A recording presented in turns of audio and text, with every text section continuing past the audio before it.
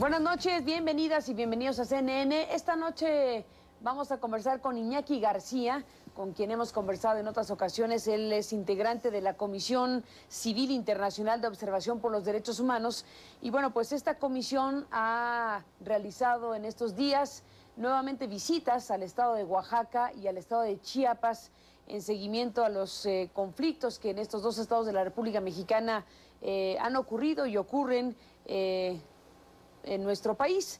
Iñaki, te agradezco mucho que nos acompañes en esta transmisión. Bienvenido, como siempre. Buenas noches. Gracias, buenas noches. Debo decir, Iñaki, que uno de los elementos que esta noche vamos a presentar para CNN tiene que ver con algo que no habíamos podido ver, que es una entrevista televisada, una entrevista videograbada con Flavio Sosa, uno de los dirigentes con mayor presencia pública en el conflicto de Oaxaca, que como sabemos estuvo preso en una cárcel de alta seguridad, que hoy sigue preso, y que bueno, pues ustedes como Comisión Civil Internacional finalmente lograron obtener esta entrevista con el propio Flavio Sosa. Esta comisión es amplia, la Comisión Civil Internacional, ¿compuesta por cuántas personas? 51 personas. 51 personas que hicieron estas visitas. Tú no estuviste personalmente en la entrevista, pero formas parte de este grupo que sí tuvo este encuentro con Flavio Sosa.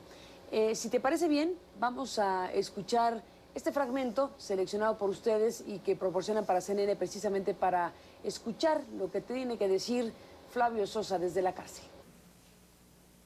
Tal vez mi caso no es el más grave de violación a los derechos humanos, seguramente no es el más grave, hay muchos más graves, de tortura, de desaparición de compañeros y de asesinatos, desde luego. Pero sí hay una gran saña contra mi familia, ¿no? El caso de Eric, que ustedes ya conocen, que platicaron el día de ayer con él. El caso de Horacio, el caso de la agresión a mi domicilio por parte de 2 policías ministeriales que le platicaron a la gente que los detuvo que iban a asesinarme. Mandan una señal al estilo mafioso, ¿no? Van a vigilar mi casa. ¿Eso qué quiere decir para mí? Quiere decir lo que sigue es tu familia. Mi detención se da en un contexto de violaciones generalizadas a los derechos humanos, de persecución política, de tortura, en el estado de Oaxaca. Estábamos confiados en el diálogo del siguiente día. Sí, estábamos preparando el diálogo con Gobernación, en eso estábamos confiados. Digo, se me hacía una imprudencia política del tamaño del mundo de Calderón el detenernos un día antes del diálogo a 3 días de su toma de posesión. En Almoloya estuve en la zona de máxima seguridad del penal, 20 celdas, todo el tiempo absolutamente encerrado, aislado totalmente. Y bueno, estás viendo a los demás reos la violación terrible de sus derechos humanos, ¿no? O sea, en Almoloya es fatal. Yo no sé si ese modelo de cárcel existe en otros lados. Se demuestra mediante un amparo que mi estancia fue ilegal.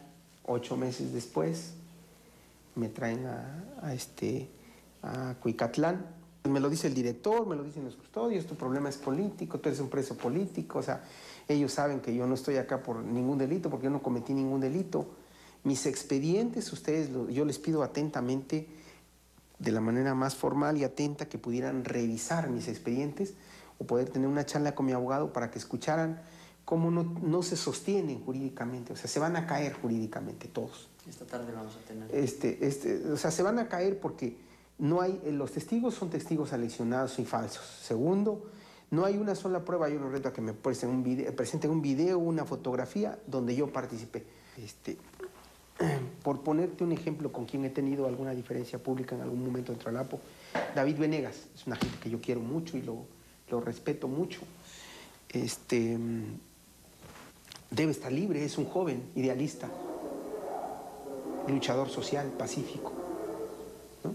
Es una gente a la cual yo respeto mucho y debe estar libre. Él no es ningún delincuente, ¿no? Es peligroso para el sistema, como lo es la doctora Berta, como lo soy yo para el sistema, porque no nos sometemos. Somos orgullosamente sediciosos, porque efectivamente no estamos de acuerdo con este pinche sistema, pues con este estado de cosas en Oaxaca.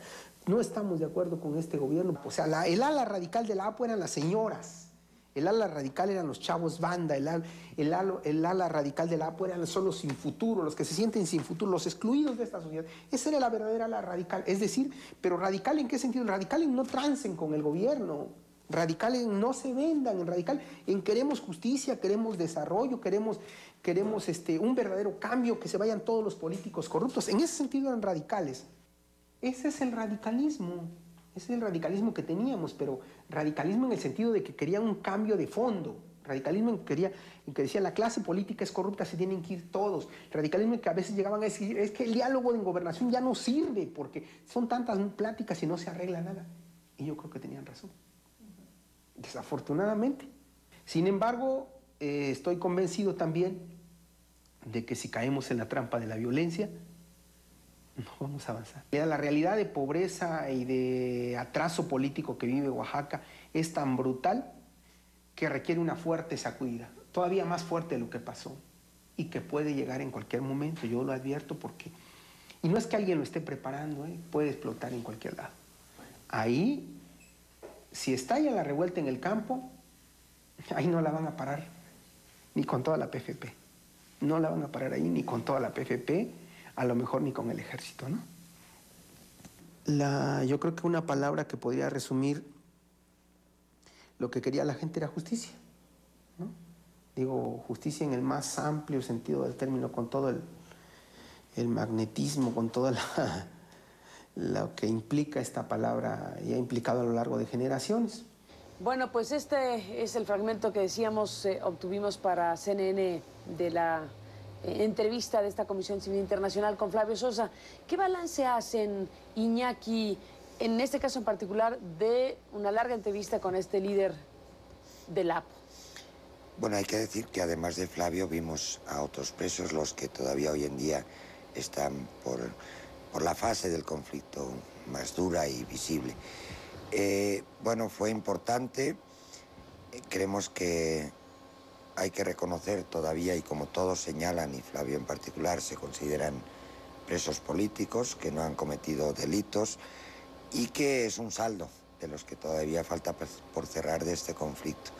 Fue importante, nosotros los vimos a todos y a él en particular bien, con fuerza, apoyados, se mantienen en su situación y denuncian pues la injusticia de sus casos. Sí simbolizan claramente que no hay base jurídica para que en este momento las 7 personas con cargos muy graves todavía hoy permanezcan en prisión. ¿De qué se les acusa, Iñaki?